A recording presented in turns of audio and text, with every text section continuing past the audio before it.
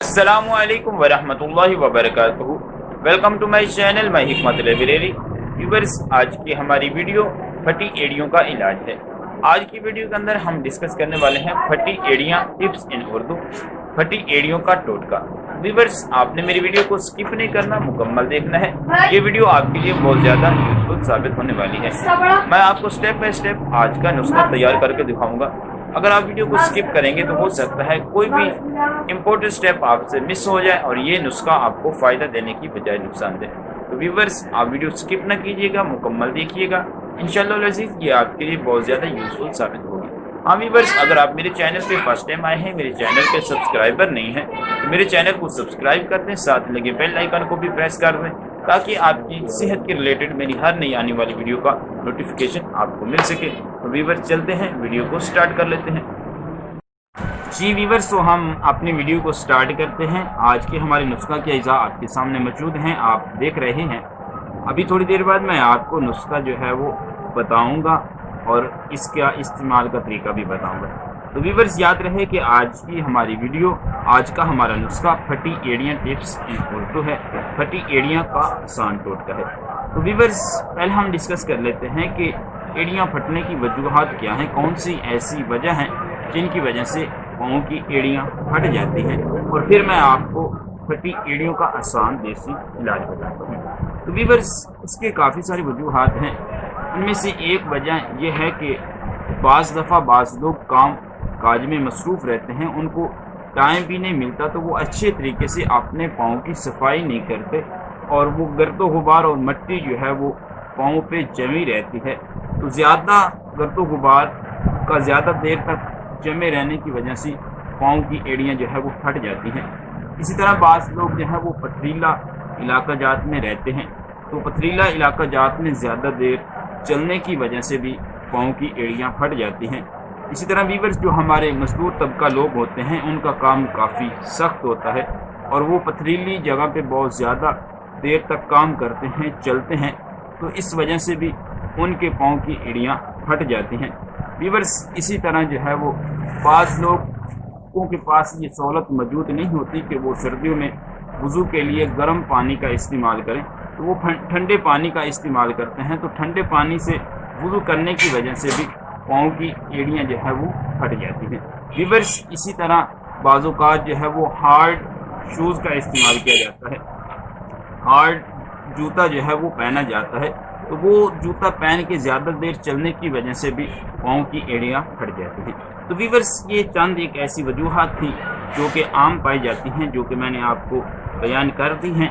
इनमें से अगर कोई भी वजह से, किसी भी वजह से आपकी पाँव की एड़ियाँ फटी हैं, तो आप उस सबब को दूर करें, उस वजह को तर्क करें और फिर जो है वो आप ये नुस्खा इस्तेमाल करें। इंशाअल्लाह अज़ीज़ आपको काफ़ी फ़ायदा होगा। तो व्यूअर्स, आज के नुस्खा के अज्जा हमारे 3 हैं।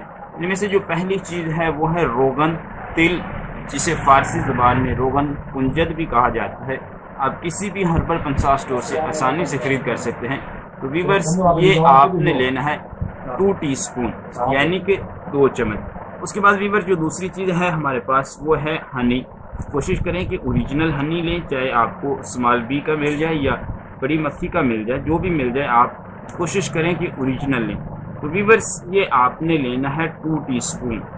आपने रोगन तिल भी जो है वो 2 चम्मच लेने हैं और आपने ओरिजिनल हनी जो है ये भी 2 चम्मच लेने हैं। उसके बाद व्यूअर्स, जो हमारे पास तीसरी चीज़ है वो है मोम सफ़ेद, इसे चूड़ा मैन भी जो है वो बोला जाता है।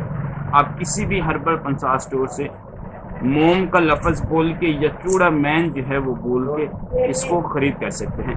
तो व्यूअर्स, आपने ये तीनों चीज़ें जो है वो 2 टीस्पून जो है वो लेनी है और लेके सबसे पहले आपने मोम सफ़ेद को किसी भी बर्तन में डाल के आग के ऊपर रख के आपने इसको गर्म करना है। जब आप देखें कि ये तेल की तरह जो है वो पिघल चुका है, गर्म हो चुका है, तो उसके बाद व्यूअर्स, आपने 2 टीस्पून रोगन तिल भी इसमें डाल देना है और 2 टीस्पून आपने इसके अंदर हनी भी डाल देना है। व्यूअर्स, इन तीनों चीज़ों को आप मिक्स करके अपने पास रख लें और रात को सोते वक्त आप कोई भी अच्छा सा साबुन लेके उससे अपने पाँव को अच्छे तरीके से साफ़ करें, अच्छे तरीके से धोएं और धोने के बाद आप اس کو تولیہ کے ساتھ صاف کریں۔ صاف کرنے کے بعد آپ جو ہے وہ تھوڑی سی مقدار میں یہ جو آئل آپ نے تیار کیا ہے، اس کو آپ مرم بھی کہہ سکتے ہیں، جب آپ تیار کریں گے تو یہ پھر یہ موم کی صورت میں آپ کی مرم تیار ہوگی۔ تو آپ جو ہے وہ رات کو سوتے وقت تقریباً 2 چنے کی مقدار لے کے آپ اپنی پھٹی ایڑیوں پہ لگائیں۔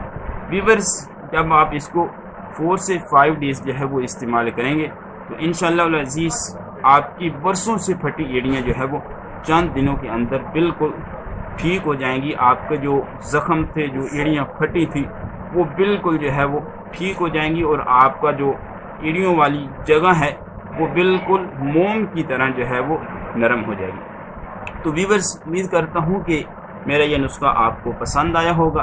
اگر آپ کو میرا نسخہ پسند آیا ہے تو آگے اپنے فرینڈس کو بھی شیئر کیجئے گا۔